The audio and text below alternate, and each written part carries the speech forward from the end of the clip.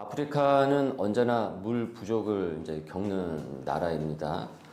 상수도 시설의 이제 부족과 그리고 자주 있는 그 가뭄으로 인해서 수질 관련 질병도 많은 이제 곳이죠.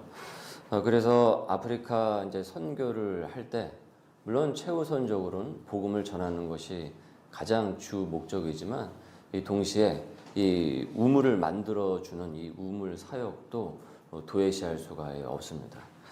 예수님 시대에 이 팔레스타인도요, 이 식수가 항상 부족했습니다. 그 시절에 무슨 제대로 된 상하수도 시설이 되어 있을 수 있겠어요?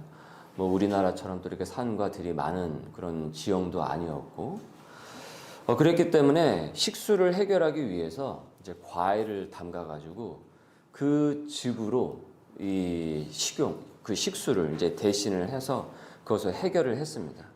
그래서 이제 포도주가 이제 발달이 된 것이죠.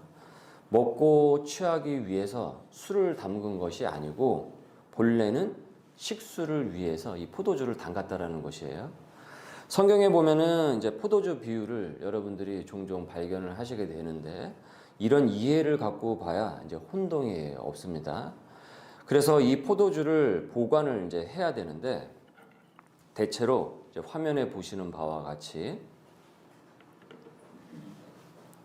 포도주를 보관하기 위해서 짐승의 이 가죽 부대에 이 포도주를 넣고 이제 필요할 때마다 이제 식수 이제 대용으로 썼어요. 그런데 이제 문제는 이 가죽 부대가 시간이 지나면서 낡아진다라는 거죠. 그대로 있지 않고 변형이 되죠. 그래서 탄력이 없어지고 이제 흐물흐물해집니다. 이 포도주가 이 발효가 되면은 거기서 가스와 이 압력을 내뿜어요. 그러면 가죽 부대가 빵빵해지겠죠. 새 포도주는 발효성이 이제 더 강합니다. 커피 원두를 이렇게 새로 이렇게 갓 볶지 않습니까? 그러면 거기서 가스가 나와요. 그래서 봉투에 그걸 담아 놓으면은 봉투가 갓 볶은 원두 때문에 그 가스가 나와서 빵빵해집니다. 그래서 그 가스를 빼어내주는 특수 봉투가 아니면은 그 봉투가 약하면 뻥 터지기도 해요. 커피를 볶아가지고 담아 놓게 되면은 맛의 변질도 있게 되고, 낡은 가죽 부대에 계속 새 포도주를 넣어두면 어떻게 되겠습니까? 빵빵해지다가 터지겠죠. 그러니까 어떻겠습니까? 신축성이 좋은 새 가죽 부대로 교체를 해줘야 되겠죠. 그렇게 해서 보관을 해야 돼요. 그래서 새 포도주는 반드시 새 부대에 넣는 것이 당시 생활의 보편적인 이 지혜였어요. 이 이해를 갖고 여러분 오늘 본문을 차분히 이제 살펴보도록 하시죠. 여러분의 성경책 그 헤드라인에 굵은 글씨를 이렇게 보시게 되면은 이 본문을 금식 논쟁이라고 이렇게 명했죠. 그런데 이 사건은 실은 금식을 하냐 마냐 이 문제가 아니고 실은 다른 문제를 짚고 있어요. 표면적으로는 금식 논쟁인 것처럼 보이지만 그 이면에 다른 얘기를 하고 있다는 겁니다. 다른 주제를 짚고 있어요. 모세 율법에 의하면은 유대인들은 1년 중에 1회 대속죄일에 전체적으로 금식을 할 것을 그것이 의무처럼 요구가 되었습니다. 그래서 구약에서 금식하는 절기가 있었어요. 필요한 경우에는 또 각 상황에 따라서 금식을 하기도 했는데 뭐 특히 회개할 죄가 있다고 하거나 하나님 앞에 정직한 영으로 서기 위해서 이제 금식을 종종 했는데 공식적으로는 1년에 1회 대속죄일에 금식을 했어요. 그러다가 신약 시대에 이르게 되어서 이 바리새인들과 그들을 따르는 이제 유대인들은 1년에 한 번이 아니고 일주일에 2번씩 금식을 했습니다. 2번씩. 말이 일주일에 2번이지 이렇게 규칙적으로 금식을 하는 것은 매우 힘든 일입니다. 쉬운 일이 절대 아니에요. 여기까지는 별 문제가 없어 보이죠. 안에서 문제지 금식을 하는 것이 도대체 무슨 문제가 되겠는가라고 싶어요. 금식 기도에 대한 내용이 이제 나와서 이제 드리는 말씀이지만은 금식 기도를 여러분 하시게 되면은 참 이게 좋습니다. 규칙적으로 하시면 참 좋아요. 유익한 것이 많이 있습니다. 해보시면은 한 끼, 뭐 두 끼 금식 아니면 뭐 일일 금식 도움이 꽤 돼요. 배고픈 그 고비가 있어요. 근데 그 고비만 살짝 넘기게 되면은 정신도 맑아지고 기도가 깊어지는 효과를 얻게 됩니다. 그리고 건강에도 좋아요. 건강에도 좋습니다. 위가 이렇게 쉬잖아요. 장과 위가 쉬지 않습니까? 그래서 그 해독 효과도 있다라고 하지 않습니까? 그래서 저는 교우분들이 이렇게 정기적으로 시간을 정해놓고 짧게라도 이렇게 금식 기도를 하는 것을 추천을 해드려요. 물론 이제 오늘 주일 점심 같은 경우는 같이 우리가 식사를 하셔야 되겠죠. 오늘 말씀에 또 은혜 받으시고 도전을 받으셔가지고 목사님 오늘 점심부터 금식하겠습니다 해서 하면 제가 많이 당황스럽고 그 외 시간에 여러분 한번 금식 기도를 한번 이렇게 간헐적으로도 조금씩 해보십시오. 많이 도움이 되실 거예요. 자, 이렇게 금식을 하는 것은 좋은데 이제 문제가 생겼어요. 이게 참 사람이 하여튼 여하튼 이 죄인인지라 이 좋은 것도 이상하게 사람에게 오게 되면은 이게 어느 순간 이렇게 변질이 되고 이렇게 변형이 되게 돼요. 이 금식도 형식적으로 빠지기 시작한다라는 것입니다. 어떻게 빠진다고요? 형식적으로 빠진다라는 거예요. 형식적 종교 생활로 빠지기 시작을 했다라는 거예요. 그래서 이 금식을 하는데 남한테 보여주기 위한, 즉 나는 금식을 하기 때문에 좀 거룩하다. 이런 어떤 경건의 표, 이 자기를 이렇게 옷 입히는, 경건의 옷을 입히는 식으로 이 금식이 형식적으로 사람들에게 보였다라는 것입니다. 이 바리새인들의 금식이 그래서 예수님께 혼이 났던 것이에요. 그리고 두 번째는 남에 대해서 자꾸 평가를 하는 거예요. 나는 금식을 하는데 왜 당신은 금식하지 않느냐? 나는 배고픈데 왜 당신은 배가 안 고프냐? 나는 금식하면 나도 금식하면 당신도 금식해야 되는 것 아니겠느냐? 이렇게 정죄를 하는 식으로 또 변형이 됐다라는 거예요. 자기만 하나님 앞에서 신경 써서 하면 되지 꼭 이렇게 남을 이렇게 걸고 넘어지는 경우가 생기더라 이 말입니다. 본문도 지금 그런 분위기입니다. 바리새인들이 자신들이 정해놓은 규칙대로 일주일에 2번씩 금식을 했단 말이에요. 이것이 하나의 이제 율법적 문화가 되어버렸어요. 그래서 바리새파와 바리새파의 이 생각들, 이 생활들을 존중하고 따르는 사람들은 일주일에 2번 정도는 금식을 해야지 이것이 당시의 사회 문화적인 분위기가 어느 순간 쭉 형성이 되어 있었다라는 거예요. 그러니까 금식의 진정한 정신은 빠지고 그 영성은 빠지고 무엇만 남게 된 것입니까? 그냥 형식만 남게 된 것이에요. 이것을 무엇이라고 그러냐면 굼식이라고 합니다. 굼식이라고. 금식이 아니라 굼식이 되어버린 것이에요. 형식만 나와버렸으니까. 그냥 굶는 것이죠. 19절을 보십시오. 19절을 한번 보시면은 18절을 보십시오. 18절 말씀입니다. 한번 읽어보실까요? 시작. 요한의 제자들과 바리새인들이 금식하고 있는지라 사람들이 예수께 와서 말하되 요한의 제자들과 바리새인들의 제자들은 금식을 하는데 어찌하여 당신의 제자들은 금식하지 아니하나이까? 세례 요한의 제자들과 바리새인들이 여느 때처럼 금식을 하고 있었어요. 그런데 예수님의 제자들은 금식을 하지 않는 것처럼 보이는 거예요. 그래서 사람들이 물어요. 아니 어째서 예수 당신의 제자들은 금식하지 않습니까? 우리가 이 본문만 봐도 언뜻 조금 우리도 낯설게 느껴지죠. 오히려 예수의 제자들이라면 어떻습니까? 더 많이 금식을 해야 될 것 같잖아요. 바리새인들보다 바리새인이 2번 한다고 합니다. 그래? 바리새인이 2번 한단 말이죠. 그럼 우리는 4번 하자. 7번 하자. 우리는 매 끼니마다 매일매일 하자. 40일도 해보자. 이렇게 가야 되지 않겠습니까? 그런데 이런 얘기를 들으면은 이 바리새인들로부터 이런 얘기를 들으면 사람들이 대체로 어떤 분위기냐면 민망해하면서 그럼 우리도 금식하겠습니다.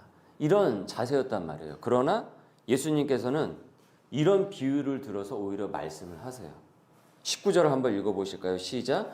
예수께서 그들에게 이르시되 혼인집 손님들이 신랑과 함께 있을 때에 금식할 수 있느냐? 신랑과 함께 있을 동안에는 금식할 수 없느니라. 그러나 신랑을 빼앗길 날이 이르르니 그날에는 금식할 것이니라. 결혼식이 끝나고 나서 피로연이 열렸습니다. 여러분, 피로연 때 금식하는 하객들은 없습니다. 그건 금식을 한다고 하면 그건 예의가 아니겠죠. 그땐 금식이 아니라 함께 먹고 즐겨서 축하를 해줘야 되는 것이에요. 신랑과 신부를 축하하고 맛있게 먹어야 된단 말이에요. 그래서 그 분위기를 맞추는 것이 그 자리에서는 경건한 것입니다. 금식을 하는 것이 경건한 것이 아니라 그 자리에서 축하해주고 함께 같이 즐거워하는 것이 경건한 것이란 말이에요. 그런데 신랑을 빼앗길 때가 오면은 그 날에는 무엇을 한다고요? 금식을 한다라는 것이에요. 여기서 신랑은 예수님을 상징을 하는 것이에요. 신랑을 빼앗기는 날은 어떤 날이겠습니까?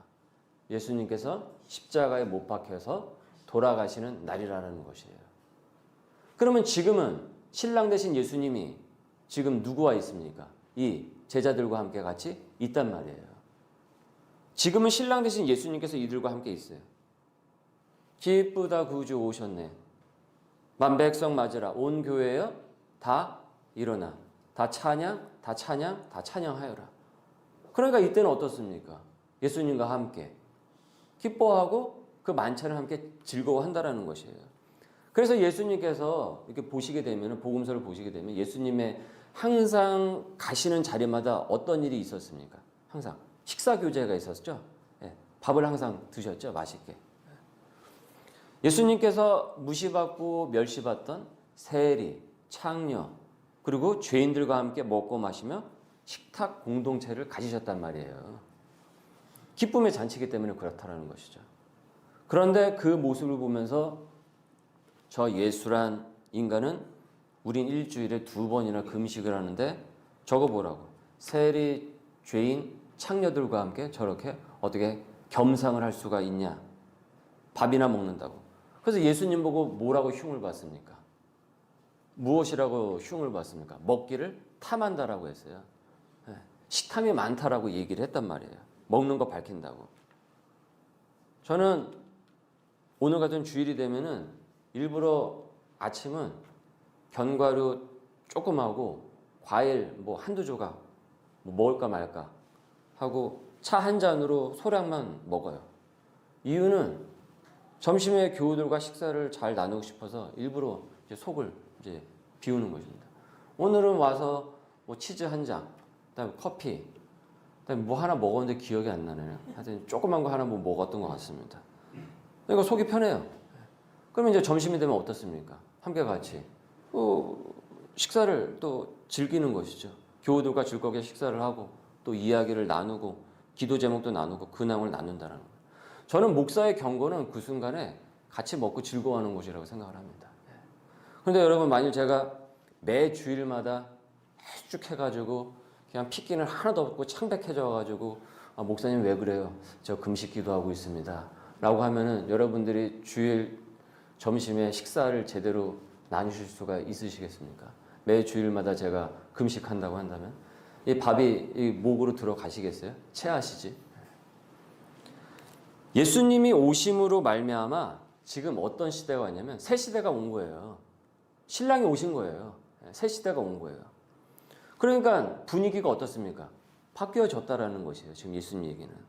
신랑 대신 예수님과 제자들이 함께 있기 때문에 우리 제자들은 금식하지 않고 먹고 마시고 잔치를 한다라는 거예요. 그런데 바리새인들은 이 분위기를 몰라요. 이 분위기를 모르고 여전히 금식을 하면서 경건한 척 한다라는 것이에요.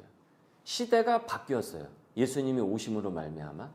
예수님이 오심으로 말미암아 새로운 시대가 된 거예요. 분위기가 바뀌었어요. 기쁘다 구주 오셨네 라고 해야 되는데, 그래서 같이 즐겁게 식사를 해야 되는데 이 바리새인들은 어떻습니까? 여전히 초상집이라는 것이에요. 지금 여기서. 그러면서 여기서 예수님께서 말씀을 그치지 않으시고 이어서 두 가지의 비슷한 비유를 연달아 사용을 하시면서 말씀을 하세요. 자, 첫 번째 비유입니다. 21절입니다. 다 같이 읽습니다. 생배 조각을 낡은 옷에 붙이는 자가 없나니 만일 그렇게 하면 기운 새 것이 낡은 그것을 당기어 헤어짐이 더하게 되느니라. 새 옷감인 생배 조각을 낡은 옷에 붙이게 되면은 그 새 옷감이 어떻습니까? 낡은 부분을 당겨버린다라는 거예요. 그래서 찢어지지 않느냐. 그래서 더 누더기가 되어버리지 않느냐.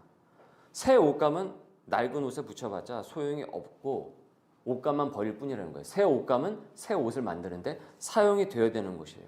그러니까 낡은 것은 버려야 된다는 것이에요. 예수님께서 새로 오셨죠. 이 땅에 새로 오셨단 말이에요. 그러니 낡은 율법은 어떻습니까? 이제는 개선이 되어야 되는 것이에요. 바뀌어져야 되는 것이에요. 그러나 여전히 바리새인들은 분위기가 바뀌고 새로운 시대가 왔는데 그 시대에 올바르게 그 분위기를 타고 있지 못하다라는 것이에요. 여기서 금식이 바로 이런 것이죠. 상황에 맞지 않고 분위기를 못 맞추고 있다라는 것입니다. 금식해야 할 때 만찬을 즐기고 있고 만찬을 즐겨야 할 때 오히려 금식을 하는 엇박자를 내고 있다는 것이에요. 여기서 생배는 복음이에요. 새로운 복음이에요. 예수님께서 새로운 복음을 들고 오신 거예요. 낡은 옷은 무엇입니까? 잘못된 구습이에요. 율법의 구습, 잘못된 전통이라는 거예요. 썩어 빠진 불필요한 사고방식이라는 것입니다. 그래서 그 구태의연한 사고방식을 변화시키질 않으면 복음을 받아들이지 못하는 거예요. 여전히 낡은 옷을 입고 있으니까. 그것만을 갖고 있으니까. 이들은 율법적 금식 문제에 빠져서 예수님이 들고 온 생배조각, 새로운 그 복음을 받아들이지 못하고 있는 거예요. 새 복음을 받고 은혜를 누리려면은 냄새나고 썩어 빠지고 낡은 것은 이제는 처분을 해야 된단 말이에요. 그래서 복음을 누려야 된다는 것이죠. 그러나 그 복음을 이들은 누리고 있지 못하다라는 것입니다. 은혜를 누리고 받아야 되는데 본인들의 그릇이 거기에 안 돼 있는 것이에요. 이어서 두 번째로 당신의 메시지를 더 명료하게 전달하십니다. 오늘 말씀의 제목인데 22절을 읽습니다. 새 포도주를 낡은 가죽 부대에 넣는 자가 없나니 만일 그렇게 하면은 새 포도주가 부대를 터뜨려 포도주와 부대를 버리게 되리라. 오직 새 포도주는 새 부대에 넣느니라 하시니라. 서두에 말씀을 드렸죠. 이 비유에 대해서는 낡은 가죽 부대는 이제 쓸모 없습니다. 그거는 새 포도주를 담아낼 수가 없어요. 새 포도주를 넣으려면 새 가죽 부대가 준비가 되어야 돼요. 새 포도주는 누구를 얘기하는 겁니까? 바로 예수 그리스도라는 거예요. 예수 그리스도. 바리새인들은 여전히 낡은 가죽 부대인 거예요. 그것만 준비해 있는 거예요. 여전히 바꾸지 않고. 새롭게 자신들을 바꿔서 새 가죽 부대를 준비를 해야 되는데 그러질 않아요. 그러니 새 포도주가 되신 예수 그리스도를 받아들이질 못합니다. 그래서 복음의 능력을, 성령의 임재를 체험을 하지 못하는 거예요. 하나님의 은혜를 받지 못해요. 여러분, 새 포도주가 문제입니까? 낡은 가죽 부대가 문제입니까? 포도주가 문제예요? 낡은 가죽 부대가 문제입니까? 낡은 가죽 부대가 문제인 거죠. 새 포도주가 문제가 아니에요. 예수 그리스도가 문제가 아니고 낡은 가죽 부대가 문제인 거예요. 그걸 받아들이지 못하는 나의 구태의연한 사고방식, 그게 문제라는 것이에요. 그러니 복음이 와도 그 복음을 받아들이지 못하고 그 복음의 은혜를 누리지 못하고 있다는 것이죠. 이것이 바로 누구였느냐? 당시의 바리새인과 그들을 따르는 무리였다는 것입니다.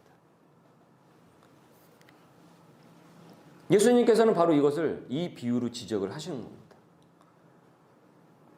예수님께서 이 땅에 오셨다는 것은 새로운 시대가 왔다는 것입니다. 예수님께서 이 땅에 오셨다는 것은 새로운 시대가 왔다는 것입니다.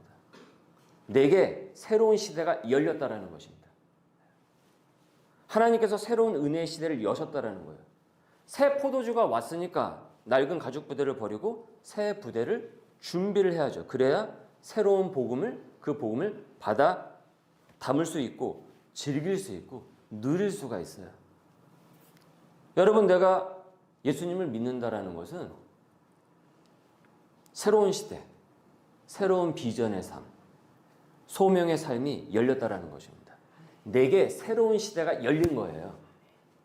예수님을, 내가 복음을 내게 온다라는 것은 이제는 나의 낡은 가죽 부대를 이제는 처분을 해버리고 없애버리고 이제는 새로운 가죽 부대를 준비를 해야 되는 새로운 시대가 열렸다라는 것이에요. 그래야 새 포도주를 담아낼 수가 있어요. 그러나 그것을 버리지 않고 여전히 예전에 갖고 있던 그 구습, 내가 갖고 있던 그 고정관념, 나의 어떤 이기적 그 자아, 내가 갖고 있던 그 얼마 되지 않는 그 어떤 지식, 자아상, 이런 것을 갖고 있으면은, 옳지 못한 그것을 갖고 있으면 주님의 복음이 와도, 새 포도주가 와도 그것을 담아서 누릴 수가 없어요. 왜 그렇습니까? 낡은 가죽 부대는 터지거든요. 예수님께서 지금 이 비유를 기가 막히게 생배 조각과 그 다음에 새 포도주와 새 가죽 부대라는 비유로 말씀을 전하신 겁니다. 새 포도주, 새 가죽 부대는 당시 팔레스타인에서 누구나 알 법한 상식적인 생활의 지혜였거든요. 근데 상식적인 생활의 이 지혜가 영적으로는 이들이 이것을 받아들이지 못하고 있다는 것입니다. 야, 새 포도주가 있으려면 새 가죽 부대하는 건 상식 아니냐. 예수님께서 새로 왔는데 너희들은 왜 그 부분에서는 상식적으로 말씀을 온전히 누리고 받아들이지 못하느냐. 그 얘기를 하고 있는 것입니다. 비상식적이라는 것입니다. 내가 예수를 믿는다라는 것은 방금 말씀드렸던 바와 같이 새로운 시대가 무엇입니까? 내게 온 거예요. 열린 거예요. 그래서 예수를 믿으면 어떻습니까? 달라지는 이유가 바로 여기 있는 것입니다. 왜 그렇습니까? 내 낡은 가죽 부대를 이제 버려버리고 새로운 가죽 부대를 준비한 것이거든요. 그러니까 예수 그리스도가 대신 새 포도주가 오니까 어떻습니까? 그것을 먹고 누리고 그 은혜를, 복음의 자유함을 누리게 되는 것이죠. 내가 교회를 다님에도 불구하고 나는 새로운 시대가 뭔지도 모르겠고 소명? 비전? 글쎄, 그거는 새 포도주가 문제가 아닙니다. 예수 그리스도가 문제가 아닙니다. 내가 여전히 낡은 가죽 부대를 바꾸지 않은 나의 문제인 것입니다. 만일 그럼에도 불구하고 그 고집을 우리가 피우고 있다면 우리는 본문에 나와 있는 바리새인과 바리새인을 따르는 그 무리들과 전혀 다를 바가 없습니다. 우리는 항상 제3자의 관점에서 성경을 볼 때가 많이 있어요. 바리새인들은 왜 저래? 당시의 서기관들은 왜 저래? 근데 여러분, 왜 이 성경의 얘기가 그대로 여기에 적혀져 있겠습니까? 내가 바로 그 바리새인이고 서기관이라는 얘기 아니겠습니까? 예수를 믿는다라는 것은 그저 종교 생활이 아니고 역동적인 복음의 시대를 우리가 맞이한다라는 것입니다. 역동적인 그 복음의 성령의 그 시대가 내 인생에 쫙 하고 열렸다라는 것입니다. 부대만 바꾸면 돼요. 낡은 가죽 부대에서 새로운 가죽 부대를 바꾸기만 하면 됩니다. 그러면 예수 그리스도께서 우리를 복음으로 변화시키고 그 열매를 거두게 하십니다. 새로운 비전을 주시고 새로운 소명을 주시고 소망을 주시고 고난과 고통을 이길 수 있는 그 성령의 힘을 주십니다. 바로 이것이 우리 예수 그리스도께서 새로운 가죽 부대를 준비한 자에게 주시는 축복이라는 것이에요. 그 복음의 능력을 회복하게 되어서 그 복음을 또한 잘 전달할 수 있는 복음의 사람으로 우리 주님께서 살아나가게 하십니다. 그래서 예수님을 내가 만났다라는 것은 내 인생에 새로운 시대가 열렸다라는 것이에요. 예전에 제가 학창시절에 교회를 주일학교 때부터 다녔지만 참 애석하게도 이 복음에 대한 은혜를 제가 깨달은 것은 군대 가서야 제가 그것을 깨닫게 되었어요. 그러니까 그 이전의 생활이 물론 그 나름대로 신앙생활일 수도 있지만 너무나도 표면적이었던 것이죠.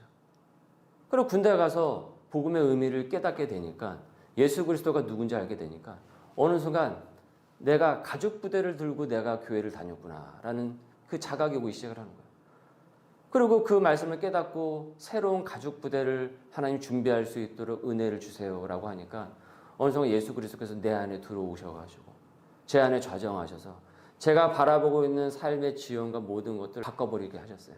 제 사고가 사실은 그래서 군대에서 바뀌었어요. 그래서 저는 사실 신학교에서 바뀐 게 아니고 신학대에서 바뀐 게 아니고 군대에서 바뀌었어요. 제게는 사실은 군대가 대학과 같은 곳이었어요. 그래서 제가 군입대를 앞둔 청년들에게 해줄 이야기가 굉장히 많이 있었죠. 오늘 말씀의 질문입니다. 나는 여전히 낡은 가족부대의 사고방식으로 살고 있지는 않습니까? 나는 예수 믿고 새로운 시대를 살아가고 있습니까? 여전히 옛 시대를 살아갑니까? 새 포도주를 새 부대에 넣었습니까? 우리 소명의 식구들 모두가 새 포도주를 새 가죽 부대에 담을 수 있기를 바랍니다. 저와 여러분에게는 새로운 시대가 열렸습니다. 우리 가정에는 새로운 시대가 열렸습니다. 부대만 바꾸면 됩니다. 낡은 가죽 부대를 거기에 미련을 두지 마십시오. 과감히 버려버리고 새로운 가죽 부대를 준비하여서 주님이 우리에게 열어주실 새로운 시대를, 성령의 은혜의 시대를 맞이할 수 있는 우리 소명의 백성들 될 수 있기를 주님의 이름으로 소망합니다. 우리 말씀에 잇대어 기도하도록 하겠습니다. 주님, 새 가죽 부대가 되어서 새 포도주가 되신 예수 그리스도를 누리는 백성이 되게 하여 주옵소서. 새 비전, 새 소명을 주셔서 내 인생이 새롭게 되게 하여 주옵시고 복음의 능력을 회복케 하여 주옵소서. 우리 함께 같이 기도합시다. 새 포도주가 되신 주님, 여전히 내 안에 낡은 가죽 부대의 그 본성이 자리를 잡아서 주님을 온전히 받아들이고 믿지를 못했습니다. 그래서 막힌 것이 많았고 스스로 시험에 빠질 때도 많이 있었습니다. 나의 낡고 썩은 사고방식들, 죄된 어리석은 미련한 생활 방식을 용서하여 주옵소서. 새 시대를 여신 그 성령의 역동적 분위기를 타지 못한 안타까움이 있습니다. 이제 나의 성품이 변화되게 하여 주옵시고 닫힌 비전이 열리게 하여 주옵시고 캄캄한 현실이 새로운 소명으로 밝게 열려서 복음의 능력이 회복되는 소명자 되게 하여 주옵소서. 소명의 교회가 낡은 가죽 부대를 새 가죽 부대로 준비케 하는 교회 되게 하여 주옵시고 이 주변 지역의 세대들에게 복음의 새로운 물결을 일으킬 수 있도록 인도하여 주옵소서. 예수님의 이름으로 기도드립니다. 아멘.